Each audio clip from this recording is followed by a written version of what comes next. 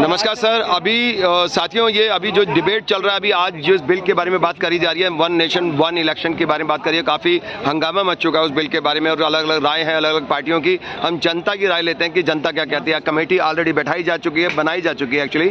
उसके अध्यक्ष जो रामनाथ कोविंद जी जो फॉर्मर प्रेसिडेंट है, उनको बनाया गया है और 18 से 22 सितंबर तक लोकसभा का स्पेशल सेशन बुलाया गया है। वो किस लिए बुलाया गया है? इस काम के लिए बुलाया गया है, किसी दूसरे काम के लिए बुलाया? बाद में बात करते हैं। अभी पहले जनता के पास चलते हैं, जनता के व्यू लेने के लिए। पहले मैं इनका इंट्रोडक्शन दे देता हूँ जो भी हैं। सर नमस्कार, आपका नाम? अजय रावत। अजय रावत जी, आप क्या करते हैं? मैं टेक्निकल इंजीनियरिंग। जी नमस्कार सर। आप? मेरा नाम रंजीत शर्मा है, मैं एक स्टूडेंट हूँ दिल्ली यूनिवर्सिटी का। Very nice. आप सर? वैभव मिश्रा मेरा नाम है, मैं कानपुर से हूँ। जी, क्या करते हैं आप? सर जनसेवा केंद्र है मेरा। ये हटा थोड़ा सा नीचे कर लो। जनसेवा केंद्र है मेरा। जी, आप सर? ओजस अग्रवाल, मैं प्राइवेट जॉब करता हूँ। Very nice. एक्चुअली सर आप? सर मेरा नाम गुरप्रीत है। जी, आप क्या करते हैं? रियल एस्टेट में हूँ। Please come this side.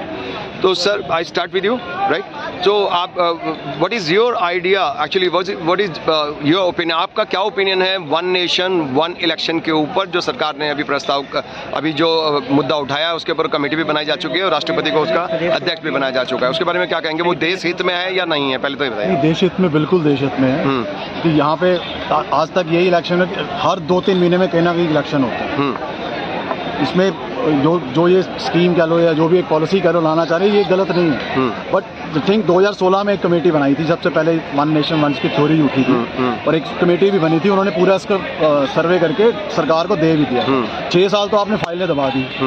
अब जब आप हिमाचल हारे हो, कर्नाटका हारे हो, 21 स्टेटों में आपकी वो थी सरकार थी, आज 12 में रह गए हो। अब आपको वन नेशन। सर कर्नाटक और हिमाचल में बार बार सरकार पलटती रहती है, तो आप ये नहीं कह सकते कि किसी वजह से हारे हैं। वो बार बार कभी ना कभी आती रहती है। राजस्थान में भी ऐसा होता रहता है। किसी ना वजह हारने की बात नहीं है। आज दोबारा अब जब इलेक्शन सर पे है तो अब आपको वन नेशन याद आ गया। One nation one. अब सरकार कहेगी कि हम जब भी लाएंगे आपको जनता कुछ ना कुछ तो बोलेगी। नहीं बोलेगी ना, ऐसे कैसे? अभी सीरियस, अभी आपको लगता है पहले सीरियस नहीं थे? सर होता है सर, सुनिए ना, इसका प्रोसीजर क्या है? अभी उन्होंने फॉर्मर प्रेसिडेंट को बनाया इसका अध्यक्ष, इसका मतलब है government is serious about it. लगता तो कुछ ऐसा ही है ना? प्रेसिडेंट पहले भी बड़ी कमेटियां बनी है।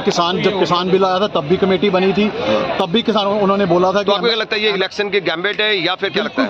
क्योंकि ये पॉसिबल नहीं है। आप मेरे को बताओ, अभी अगर आज 6 महीने में लागू कर देते। सर पहले भी तो होता था, आपको पता है पहले यही होता था, एक ही बार होते थे सारे इलेक्शन। 1966 तक ऐसे ही होता था। जी सर। तब उस वक्त पार्टियां कौन सी थी? उसमें पार्टियां 2 या 3 होती थी। तो अभी तो 2-3 ही है। कौन सी है? बीजेपी, कांग्रेस और थोड़ी बहुत। सर अब क्या बात कर रहे हो? और वो आम आदमी पार्टी, क्या बात कर रहे हो? क्षेत्रीय दलों को ना करें, नेशनल लेवल पे। तो सर वन नेशन तो ये है क्या?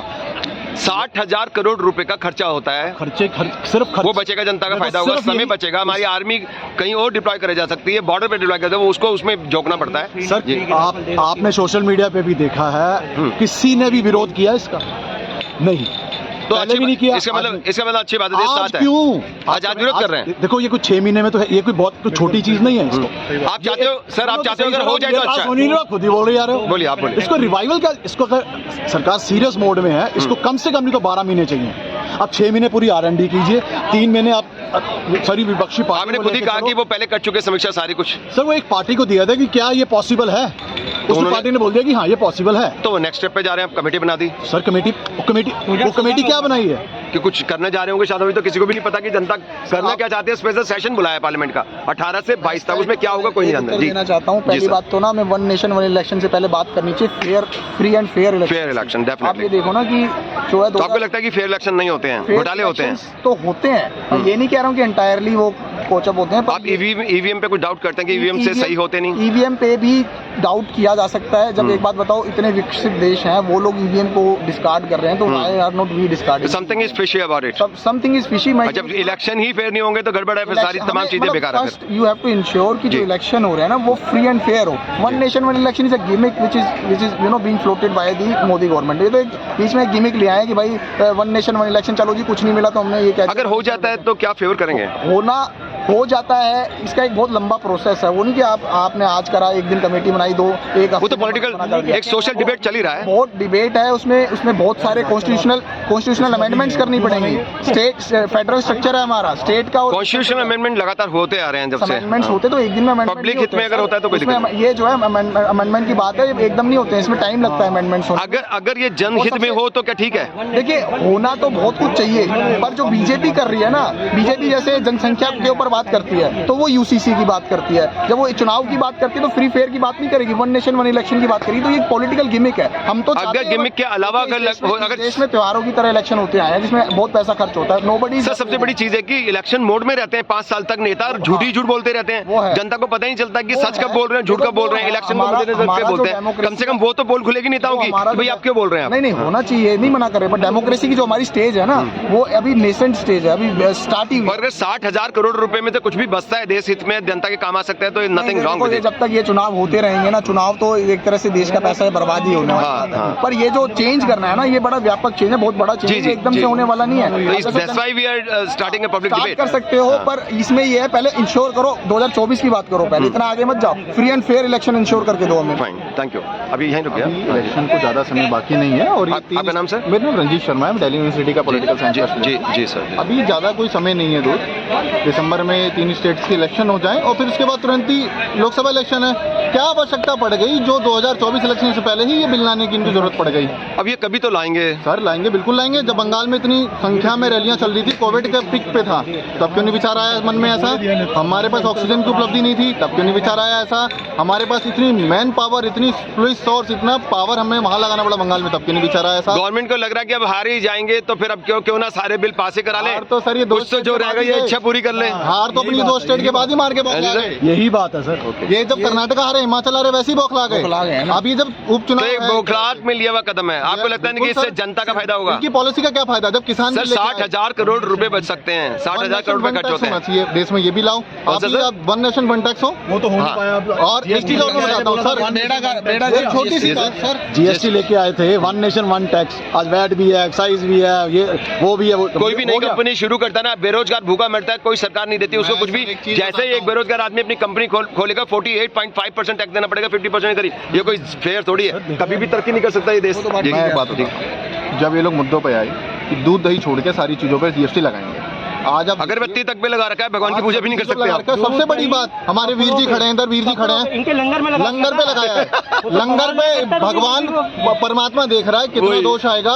क्या उस पे छूट नहीं देनी चाहिए थी गुरुद्वारे पे? आज आप देखिए सिख समाज सबसे ज्यादा भोजन खिलाने वालों में से एक होगा। गुरुद्वारा क्या, कोई भी आदमी अगर लंगर करता है, जनता को खाना खिलाता है, वो तो उस पे नहीं होना चाहिए। 2022 में कहते सबका अपना घर होगा, आज देखिए लोगों पे शरण नहीं है, लोगों पे छतें नहीं है। और क्या बोलते हैं कुछ बीजेपी की जमात कहती है कि 10-10 बच्चे पालने को किसने कहा? अरे बाबा साहब भीमराव अम्बेडकर ने कहा था जो व्यक्ति सक्षम नहीं है, गरीब है, उसका संभालने का दायित्व तो सरकार का बनता है। ये तो कोई मैं बात नहीं कर, मतलब बच्चे पैदा करे लालू और संभाले सरकार, ये तो कोई बात नहीं। पैदा आप कर रहे हो, आपका टाइम पास कर रहे हो। पेरेंट्स की अगर हर जनता जो जन्म दे रही है ना, उसको पहले परवरिश करने का पावर होनी चाहिए। जी सर, नहीं इसमें एक पॉइंट है याद रखना। अब मेरे पिताजी, जो मेरे दादाजी के 6 बच्चे थे, जी सर, अब उनके आगे जो जितने भी मेरे कजन्स हैं सबके 2-2 बच्चे हैं। हाँ तो वही, अगर पाल सकते हो, अच्छी शिक्षा दे सकते हो, सही परवरिश दे सकते हो, तब जन्म दो, ये नहीं जन्म दे के फेंक दो। जी सर, आप क्या कह रहे हैं? बेटी बचाओ बेटी पढ़ाओ। इसको नीचे करो सर, पूरा शिक्षा का स्तर ये है, अब जो शिक्षा महंगी कर दी, फंड उसका कम कर दिया, अब कर क्या रहे हैं? अभी 1 जनवरी को ही दिल्ली का केस बता दिया, एक बच्ची का रेप हुआ था 1 जनवरी को,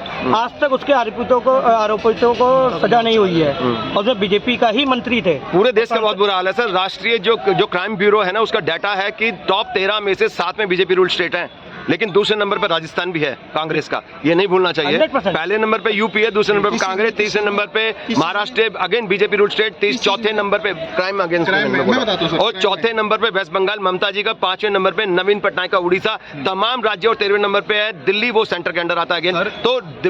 तो अगर बीजेपी पीछे नहीं हट सकती अपने कर्तव्यों से, तो कांग्रेस को भी ध्यान रखना चाहिए कि ये नहीं कि अगर बीजेपी की बुराई कर रहे हैं तो कांग्रेस बोले कि हम संत है, ऐसा भी नहीं है। कांग्रेस में बीजेपी के बारे में बताना चाहता हूँ, बीजेपी की जो पढ़ी लिखी जमात पे चर्चा करूंगा। कुलदीप सेंगर, इनका क्या हाल कर दिया था पूरे परिवार का, वो मैं बोल चुका हूँ। आप इस नहीं सुनिए सर, मैं इस पे आ चुका हूँ। क्या हम कहीं वन नेशन वन इलेक्शन पे आ सकते हैं? जब 1998 में अटल बिहारी की सरकार आई, तब क्यों नहीं चर्चा इनके मन में आई? नहीं, अभी कर रहे हैं तो क्या दिक्कत है? अभी कर रहे हैं तो दिक्कत क्या है सर? जी देखिए, वन इलेक्शन, देखो ये चीजें ना सुनने में बहुत अच्छी लगती है। यूनिफॉर्म सिविल कोड होना चाहिए भाई, सबके लिए एक समान नागरिक समान कानून, ठीक है, वन नेशन वन इलेक्शन होना चाहिए, ठीक है, या फिर कुछ ये सब ना जुमलेबाजी है, एक तरह से ध्यान भटकाने के लिए होना चाहिए, पर ये बहुत दूर की घोड़ी है। जिस तो तरह आपको लगता है कि ये सिर्फ दिखाने के लिए करेंगे नहीं? ये 100% मोदी जो है दिखाने के लिए कर रहा है, करना नहीं कुछ चाहते? नहीं करना चाहता, अगर जीरो। कर देंगे तो आप यू विल बी हैप्पी? करेगा ही नहीं। करेगा तो हैप्पी होंगे क्या आप? नहीं, वो उसको करना ही नहीं आएगा ना। एज ए पॉलिसी आप उसको फेवर करते हैं? पॉलिसी अगर नरेंद्र मैं कह रहा हूँ कि एज ए आप गवर्नमेंट को छोड़ो, हाँ sir, as a policy one nation one election आप फेवर करते हैं उसको? अगर कोई जिम्मेदार पार्टी करेगी ना, ऐसे पार्टी कोई भी करे, क्या काम सही कर रही है तो क्या उसको समर्थन करेंगे? बीजेपी करेगी तो हम बिल्कुल सपोर्ट नहीं करेंगे। सिर्फ बीजेपी की वजह से, चाहे देश के हित में हो? देश का हित तो कर नहीं सकती ना। नहीं कर रही है तो क्या दिक्कत है? आप ये बात कर रहे हैं तो बीजेपी की बात करो या फिर अभी उस तक बिल की बात कर। सर ये हटाइए। साधारण से बता रहा हूँ जी सर। चुनाव आयोग का जो सीईओ होता है, चीफ इलेक्शन ऑफिसर, उसकी चयन होता था एक विपक्ष पार्टी का, एक पार्टी का, एक सुप्रीम कोर्ट जी का। सर, वो गड़बड़ कर दी इन्होंने वो इन्होंने जबरदस्ती। सुप्रीम कोर्ट अपना बिल हटा दिया, सुप्रीम कोर्ट वाले को CGI को हटा तो जब दिया। वो इनका वही नहीं अच्छा रहेगा, इनका चीफ इलेक्शन ऑफिसर इनका होगा, तो चुनाव का कोई उम्मीद ही नहीं अच्छा होगा। तो सर पब्लिक से एक डिमांड और उठी है कि इसके अंदर, इस कमेटी के अंदर सुप्रीम कोर्ट के चीफ जस्टिस को जोड़ा जाए। जोड़ा जाए। हाँ, और नहीं इस कमेटी में भी जो वन नेशन वन इलेक्शन के अंदर खाली भूतपूर्व राष्ट्रपति तो आप ही की पार्टी का है, उनको क्या मतलब सीजीआई को जोड़ो जिससे कि निष्पक्षता आए, कुछ विश्वास बने जनता का। तो स्वतंत्रता हो गया बने, और इनकी पॉलिसी क्या है भाई? तुम क्योंकि अभी बिल सामने आया नहीं, लोगों को पता नहीं उसमें क्या घपलेबाजी कर सकते हैं लोग। चीज कहना चाहता हूँ, मतलब जनता का विश्वास उठ चुका है सरकार से, वो डाउट करती है इनकी नीयत पे। बोलते हैं, ये झूठ बोलते हैं। झूठ एक चीज कहना चाहता हूँ, क्योंकि बीजेपी का इतिहास ऐसा रहा ना, उन्होंने जीएसटी के में जिस तरह से इमेज खराब रही है कि जो भी काम करे जनता के हित में नहीं करे। इम्प्लीमेंटेशन ऑफ हाँ, जीएसटी हाँ, है ना, हाँ। वन नेशन वन टैक्स में उन्होंने बेड़ा गर्क जो पाया है, वो अगर वो इस तरह की इम्प्लीमेंटेशन करेंगे तो भैया तुम ही रख लो। हाँ, जनता का बिल्कुल भी विश्वास नहीं है कि बीजेपी कोई अच्छा काम कर सकती है। अगर करेगी तो शायद जनता उनका समर्थन करेगी, देश हित में करेगी तो। विधानसभा चुनाव में अमित शाह जी ने कहा था दिल्ली को पूर्ण राज्य बनाएंगे, पर्चे बांटे घर का डोर टू डोर। अब खुद ही बिल लाके दिल्ली का पूर्ण राज्य खत्म कर दिया इन्होंने। वो इलेक्शन बिल्कुल I agree with you,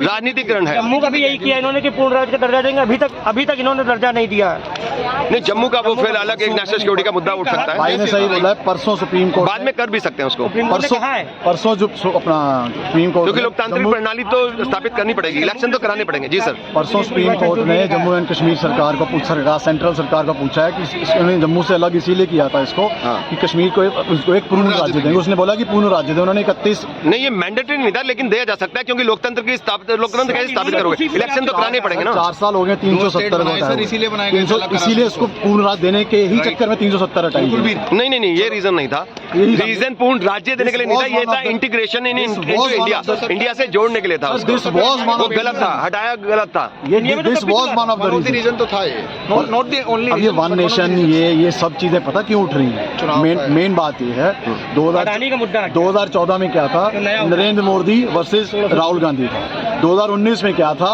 Narendra Modi versus Rahul Gandhi था। अब 2023 में क्या है, Narendra Modi all the opposition party. लेकिन वो तो अभी तो ये चर्चा चल रही है कि ये इलेक्शन मोदी वर्सेस मोदी है और कोई नहीं है। वो तो अभी जो और भी चल लोग बोल रहे हैं बातें, तो समर्थक, हाँ, उनके समर्थक जो अंधभक्त कह लो, रियलिटी यही है। इसीलिए बार बार राहुल गांधी को, तो इसके फेवर में one nation one election favour में है कि नहीं आप? अगर जनहित में होगा तो होंगे, नहीं है तो उसमें क्या फेवर है? अगर होगा तो होंगे, अगर होगा तो होंगे, राइट सर? कोई भी हाँ, ये चीज हो सकती है, वन नेशन वन बिजनेसमैन। हाँ, ये खैर देखो जोक सपाट। जी सर, अपना नाम सर बोलना चाहते हैं? सर बोलिए, आप पूरी कर लीजिए। जी सर, आपका नाम सर? आसिफ। जी, क्या करते हैं सर आप? मैं ऐसे पूछ रहा हूँ, बिजनेसमैन है जो भी है, वक्त है, ठीक है। बताइए सर, इस पे one nation one election theory पे आपका क्या मत है? ये थोड़ा सा लाइट में आइए, आपके फेस पे आइए कैसे। जी सर बोलिए। सरकार रोड मैप लेके आए कि वन नेशन वन इलेक्शन का हमारा ये रोड मैप अच्छा रोड मैप होगा, देश की जनता इसका स्वागत करेगी और तमाम पॉलिटिकल पार्टीज को मानेगी। ये बिना रोड मैप की तैयारी के आते हैं। जितने भी इनके 19 के बाद में फैसले बिना रोड मैप के। नहीं सर, ये कहना कि वो भोली भाली सरकार है, ये तो सत्य नहीं है। वो हर चीज भ्रष्टाचार या गलत सलत कामों में तो नेता लोग बड़े तेज होते हैं, और जब जनहित की बात आती है तो ये तैयारी करके नहीं आते, फिर कहते हैं हमारी तैयारी नहीं थी। मैं कहता हूँ जनहित की बात कर रहा हूँ, जनहित पे लेके आए एनआरसीसी कानून, इसके बारे में वन नेशन। मैं 19 के बाद के कानून गिरा रहा हूँ ना आपके लाइव में। सुन लीजिए सरकार कितनी नाकारा सरकार। जी सर बोलिए। एनआरसी लेके आए, जिसका हर बार पार्लियामेंट में आगे कहते हैं भी कमेटी काम कर रही है, और 24 का चुनाव सर पे रखा हुआ है। ठीक है जी, धारा 370 हटाई, एक पूर्ण राज्य के दर्जे को खत्म किया और ये कहा कि राज्य का पूर्ण दर्जा दिया जाएगा।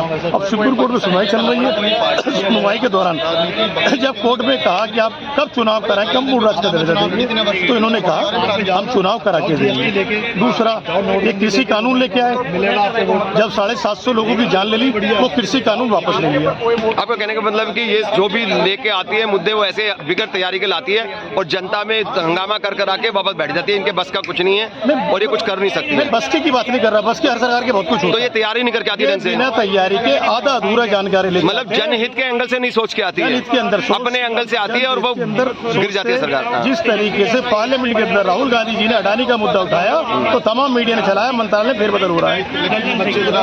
अडानी खत्म होकर, अडानी कल से आए फिर मार्केट में, जब बाहर के अखबारों ने छापा तो कल ही हमारी सेंट्रल गवर्नमेंट एक नया सगुबा ले गई, एक साथ इलेक्शन। अडानी मेरी सुने नहीं, लेकिन सर अडानी के बहुत सारे प्रोजेक्ट राजस्थान में भी लगे मैं हुए आपसे हैं। प्रोजेक्ट वो कह रहे हैं वहां से भी बंद कर दीजिए। मैं ये नहीं कह रहा, मैं कह रहा दुनिया से बोलिए कोई अडानी के खिलाफ न छापे। सर अडानी के इशू को बाद में किसी और वीडियो में लाएंगे हम। जब इस वीडियो में काइंडली मैं रिक्वेस्ट है मेरा, वन नेशन वन इलेक्शन के ऊपर अगर आप करें तो मैं तो उसका जवाब दे रहा हूँ। ये जब भी मुद्दे क्यों आते हैं ऐसे लोगों की भावना को जोड़ने वाले, जब इनके आका पर सवाल उठता है। मतलब देश सरकार कहीं ना कहीं खतरे में है, इसलिए वो ध्यान बटाने के लिए ला रही है। ये कहने का मतलब सरकार की हालत ऐसी हो चुकी है, खराब हो चुकी है, ऐसी हालत हो चुकी है।